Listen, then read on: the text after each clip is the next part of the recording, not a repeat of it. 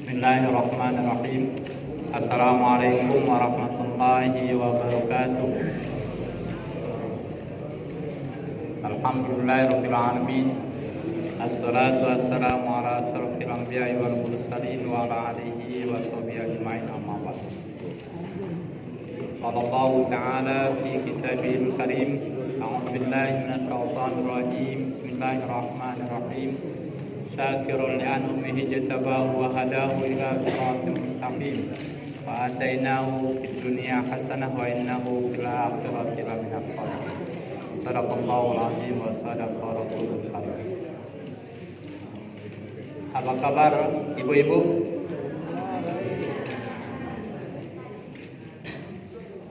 Bapak-bapak, apa kabar semuanya? Alhamdulillah khair. Alhamdulillahirabbil alamin. Kita bersyukur kepada Allah Subhanahu wa taala di pagi yang cerah ini. Alhamdulillah kemarin sempat hujan, setelah sebulan kita menunggu hujan. Alhamdulillah paling tidak mengguyur dingin, suasana tidak terlalu panas dan kembali pepohonan segar kembali, daun-daunan kembali menghijau dan insyaallah berbunga dan berbuah menjadi rezeki bagi kita semua. Allahumma shayban nafi'an, ya Allah jadikanlah hujan ini yang bermanfaat. Salawat beriring salam kita limpahkan kepada junjungan kita Nabi besar Muhammad sallallahu alaihi wasallam. Allahumma shalli ala sayyidina Muhammad wa ala ali sayyidina Muhammad. Kembali Bapak Ibu, kita pagi hari ini mengisi waktu kita dengan pengajian-pengajian setelah menunaikan sholat subuh berjamaah yang dalam hadis Rasulullah SAW, barang siapa sholat subuh berjamaah kemudian setelah itu dia berzikir menunggu waktu syuruk, tiba waktu syuruk dia melaksanakan sholat 2 rakaat, maka baginya mendapatkan pahala bagaikan pahala orang yang haji dan umrah, sempurna. Itulah Bapak Ibu yang kita mengharapkan keridhaan dari Allah Subhanahu wa taala. Dari setiap aktivitas kita mengharapkan ridho dari Allah Subhanahu wa taala. Kalaulah kita mengharapkan ridho Allah, maka insyaallah jauh dari niat riya, jauh dari niat pujian dari orang, tapi yang kita harapkan adalah pujian dari Allah, mengharapkan ridho dari Allah. Kembali Bapak Ibu, kita lanjutkan, masih belum tuntas kemarin bahasan tentang doa. Sembari saya ulangi kembali tata tertib berdoa secara ringkas. Yang pertama, mencari usaha yang halal. Insyaallah sudah jelas. Yang kedua, menghadap kiblat jika mampu. Menghadap kiblat jika mampu. Sudah diperjelas juga kemarin. Kemudian yang ketiga, memperhatikan saat-saat yang tepat dan suasana yang lebih afdal. Nah, boleh kita memilih waktu yang dijanjikan oleh Allah lebih afdal untuk saat-saat itu berdoa. Dan itu sudah kita jelaskan juga beberapa pekan yang lalu. Kemudian memulainya dengan memuji nama Allah. Jadi memuji nama Allah itu bisa dimulai dengan innal hamdalillah. Artinya sesungguhnya puja dan puji hanya milik Allah. Atau mulai dengan alhamdulillahirabbil alamin. Segala puji hanya milik Allah Tuhan semesta alam. Jadi memulai dengan pujian itu alhamdu pujian. Tentunya alhamdu itu lillah. Pujian itu hanya milik Allah. Nah, kemudian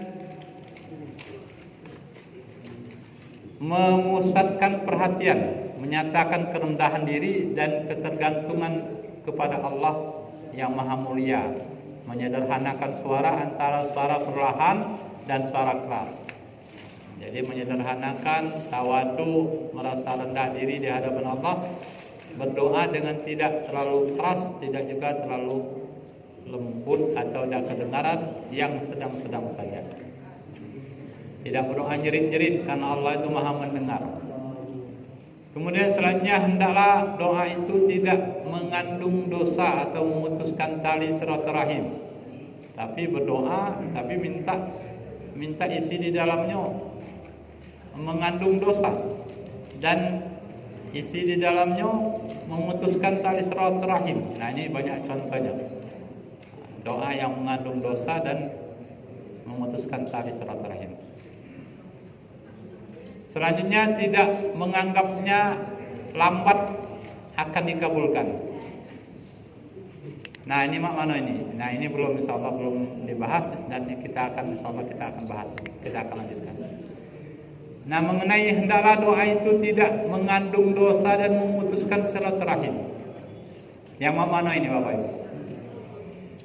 Hal ini berdasarkan hadis yang diriwayatkan oleh Ahmad dari Abu Sa'id Al-Khudri bahwa Nabi sallallahu alaihi wasallam bersabda,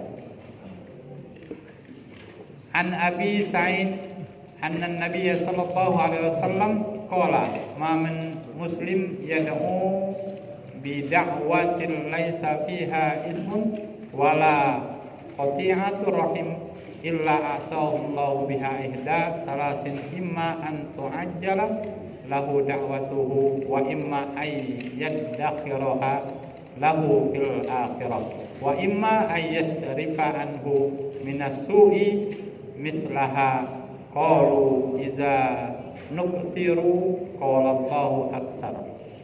Yang artinya, tidak seorang muslim pun yang berdoa kepada Allah Azza wa Jalla yang doanya tidak mengandung dosa atau bermaksud hendak memutuskan silaturahim, kecuali akan diberi Allah salah satu di antara tiga perkara. Yang pertama, akan dikabulkannya doa dengan segera. Kedua, ada kalanya ditangguhkannya untuk menjadi simpanannya di akhirat. Dan yang ketiga, mungkin dengan menghindarkan orang itu dari bahaya yang sebanding dengan apa yang dimintanya. Mereka bertanya, bagaimana kalau kami banyak berdoa? Nabi SAW bersabda, Allah akan lebih memperbanyak lagi.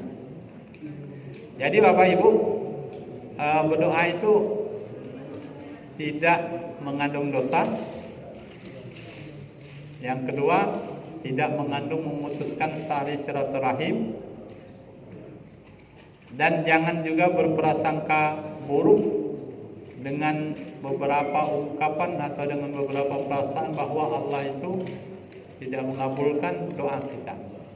Karena kata Rasulullah SAW, ketika hambaku telah memenuhi unsur-unsur doa itu, tidak mengandung dosa dan memutuskan tali silaturahim, maka Allah akan memberikan tiga perkara kepada mereka.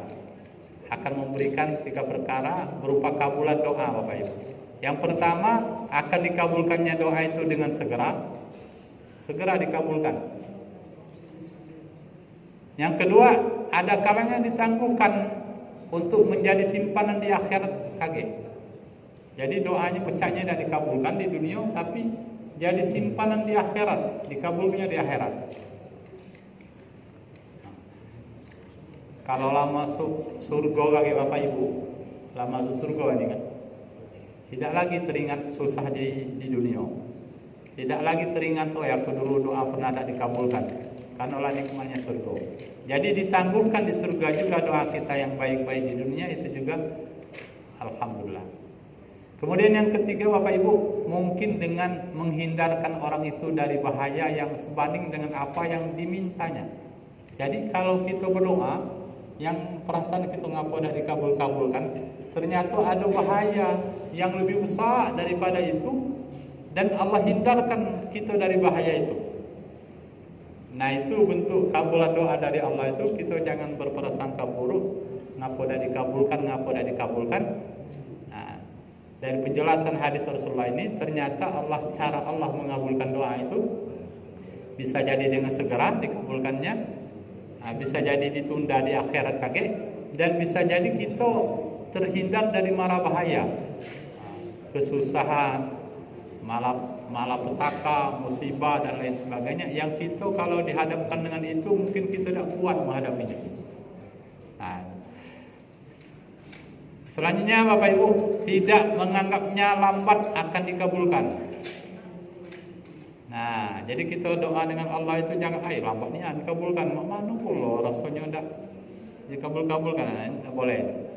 Hal ini berdasarkan hadis yang diriwayatkan oleh Malik dari Abu Hurairah bahwa Nabi sallallahu alaihi wasallam bersabda, "An Abi Hurairah anna Rasulullah sallallahu alaihi wasallam qala yustajabu li ahadikum ma lam yahjal fayaqulu qad da'autu falam yustajab li."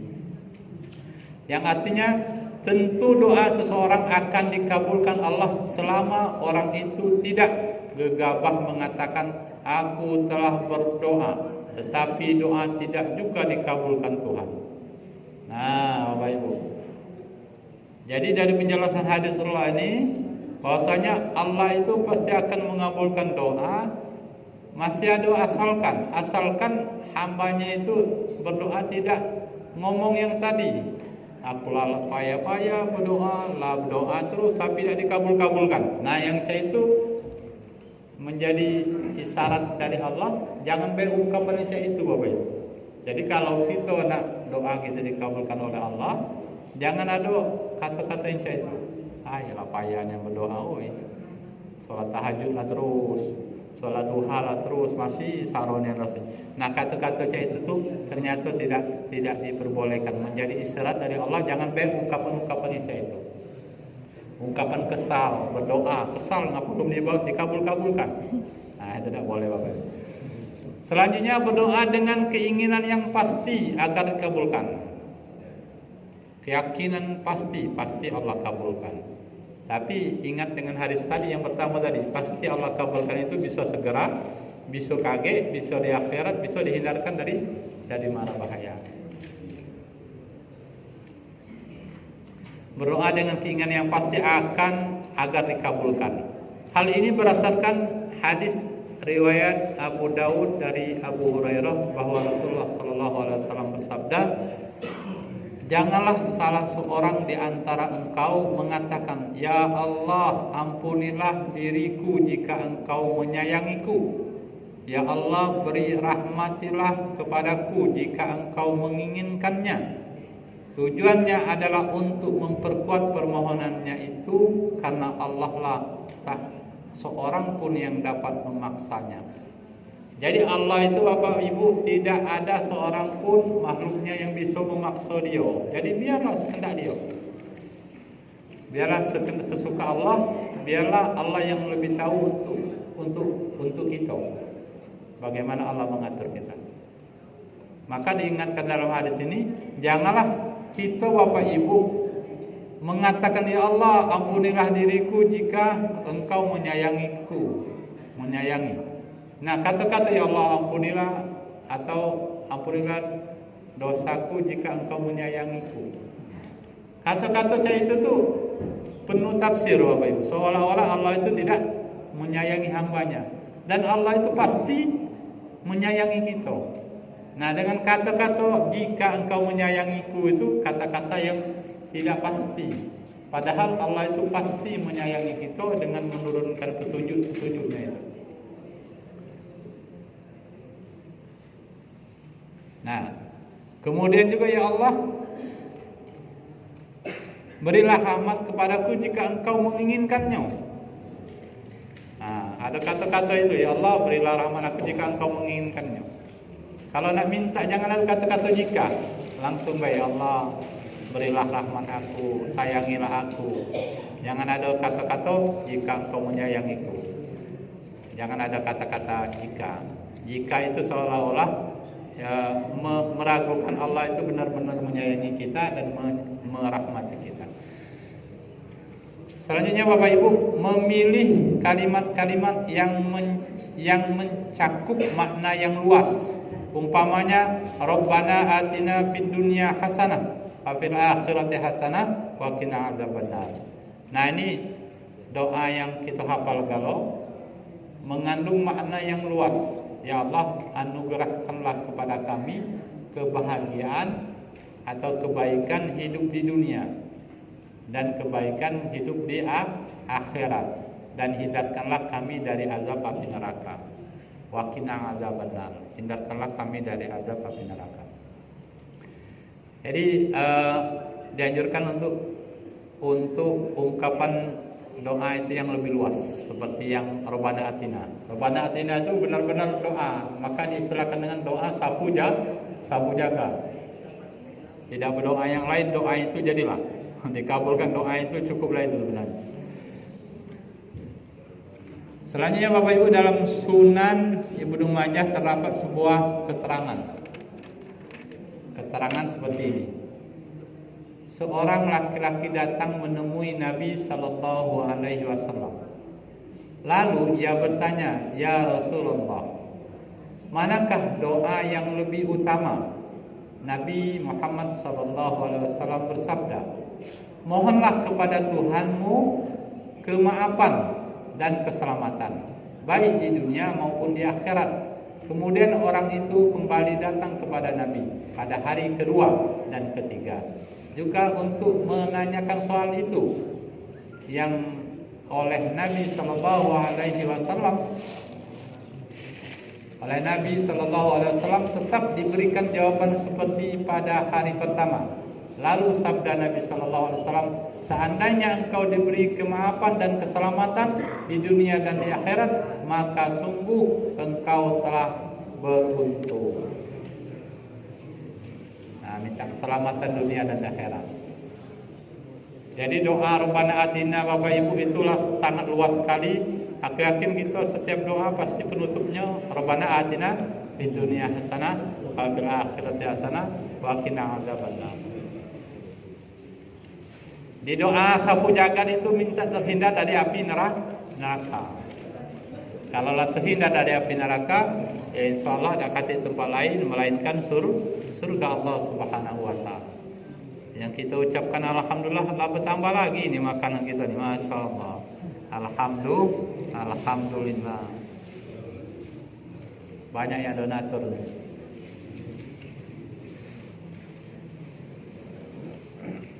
Kita lanjut. Tidak apa-apa Bapak Ibu sambil ngunyah, sambil minum. Tak ada sebuah doa pun yang diucapkan oleh hamba yang lebih utama dari Allahumma inni as'aluka mu'afatan fid dunya wal akhirah. Nah, ini doa ini artinya, ya Allah, aku memohon kepadamu keselamatan baik di dunia maupun di akhirat. Nah, doa ini senada dengan doa Rabbana Atina fid dunya hasanah wa fil akhirati hasanah wa qina adzabannar. Minta keselamatan dunia dan akhirat. Selanjutnya Bapak Ibu, menghindarkan diri dari sesuatu yang tidak baik terhadap diri, keluarga, dan harta benda kita. Ini bagaimana maksudnya ini Bapak Ibu? Janganlah engkau berdoa buruk terhadap dirimu sendiri.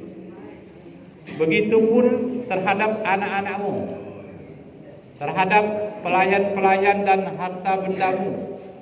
Jangan sampai nanti doamu itu bertepatan dengan suatu saat ketika Allah bisa memenuhi permohonan, hingga doa burukmu itu akan benar-benar terkabulkan. Halo ibu-ibu, walaupun sedang emosi bagaimanapun juga, tetap doa yang terbaik. Baik itu doa kepada diri sendiri, kepada anak, kepada wong yang melok kita, kepada orang lain, apalagi doa terhadap orang-orang terdekat kita. Nah, bertengkar dengan adik-beradik, lah sama-sama nikah. Dengan adik-beradik, lah sama-sama nikah. Bertengkar masalah warisan misalnya.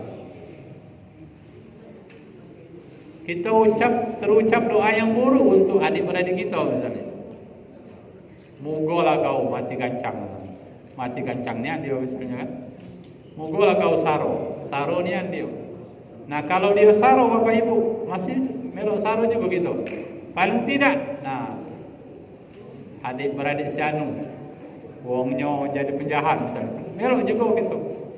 Jadi walaupun mana Bapak Ibu, walaupun mana kita emosinya kita lantaran mungkin tidak adilnya adik-beradik kita terhadap kita, warisnya tidak dibagi dengan pas, menurut kita dia mudah marah dan sebagainya, tapi tetaplah doakan yang terbaik untuk kita pribadi, anak-anak kita, pelayan kita, adik-beradik kita, keluarga kita, dan seluruh umat manusia semuanya. Doakanlah yang terbaik. Selanjutnya Bapak Ibu, mengulangi doa hingga 3 kali. Dianjurkan doa itu 3 kali. Doa 3 kali. Ini dalam hadis Rasulullah sallallahu alaihi wasallam, an Abdullah bin Mas'ud anna Rasulullah sallallahu alaihi wasallam kana yujibuhu ayyadahuwa salasa wa yastaghfiru laha salasa wa yastaghfiru salasa. Yang artinya Rasulullah sallallahu alaihi wasallam sering sekali berdoa dan membaca istighfar 3 kali. Jadi diulang-ulang, minimal ganjil yang pertama 3 kali. 3 kali Bapak Ibu. Berdoa, kita minta doa apa yang kita inginkan segera 3 kali. 3 kali. Nak ganjil yang berikutnya bagus juga 5 kali, 7 kali, diulang-ulang. Kalau sekali Bapak Ibu, bukan namanya diulang-ulang. Yang dinamanya diulang-ulang itu 2 kali, 3 kali dan seterusnya. Dan yang bagusnya diulang-ulang yang dimaksud oleh Rasulullah yang ganjil 3 kali. Diulang minimal ganjil yang 3 kali. Selanjutnya Bapak Ibu, mulai dengan diri pribadi bila berdoa untuk orang lain. Kita doa kedua orang tua Bapak Ibu, kita mulai dari doa pribadi kita. Apa doa pribadi kita? Allahumma ghfirli, ya Allah ampuni dosa wali walidayya, dan kedua orang tuaku. Rabbighfirli wali walidayya warhamhuma, kasihanlah mereka berdua, kama rabbayani shaghira, sebagaimana mereka mengasihi aku sewaktu aku masih kecil. Nah, doa ini Bapak Ibu harus diawali doa kebaikan itu untuk diri kita dulu. Diri kita, orang tua kita, anak kita. Sebagaimana contoh Rasulullah mengajarkan doa kepada kedua orang tua kita, itu pun didahului dengan doa untuk diri kita dari dulu.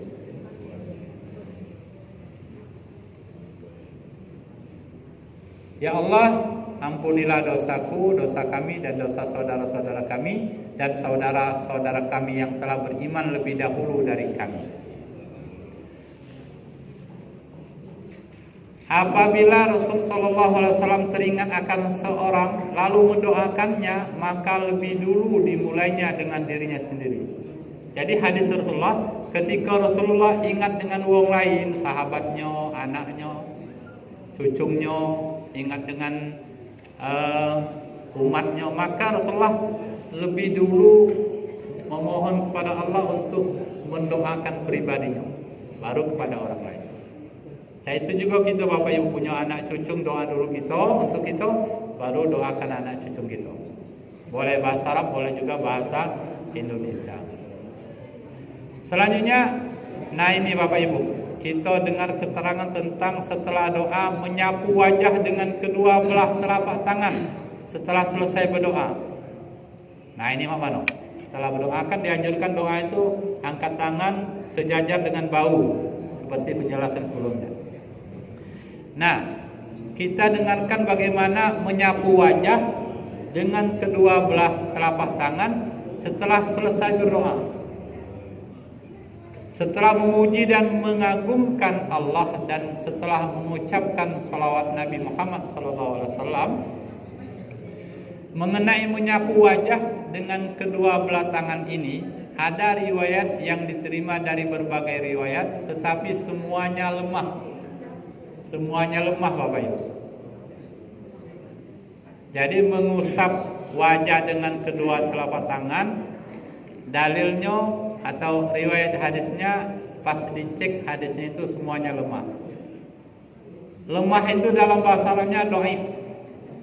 Jadi termasuk kategori hadis yang dhaif. Hanya Al-Hafiz mengisyaratkan bahwa keseluruhannya itu dapat meningkatkan hadis tersebut ke derajat yang hasan. Dari sekian hadis yang banyak itu, meningkatkan hadis tersebut ke derajat yang hasan. Hasan itu artinya derajat hadis yang baik.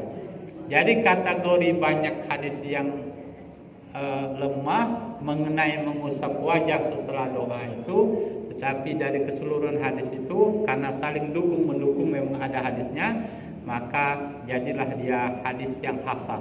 Hasan itu baik, boleh dilakukan. Jadi setelah doa mengusap muka dengan telapak tangan, kalau menurut hadis ini adalah hadis yang kategori derajatnya lemah dan juga masuk dalam kategori menjadi hadis yang hasan. Paling tinggi derajatnya hadis yang hasan. Artinya boleh baik Bapak Ibu. Doa ngusap muka boleh, setelah doa tangannya langsung lepas, tidak ngusap muka juga boleh. Karena ini bagian daripada yang hasan. Hasan itu artinya baik dan kategori hukumnya mubah, boleh-boleh saja atau halal. Mungkin demikian Bapak Ibu yang bisa saya sampaikan mengenai doa ini. Sudah 3 kali pertemuan kita membahas tentang doa.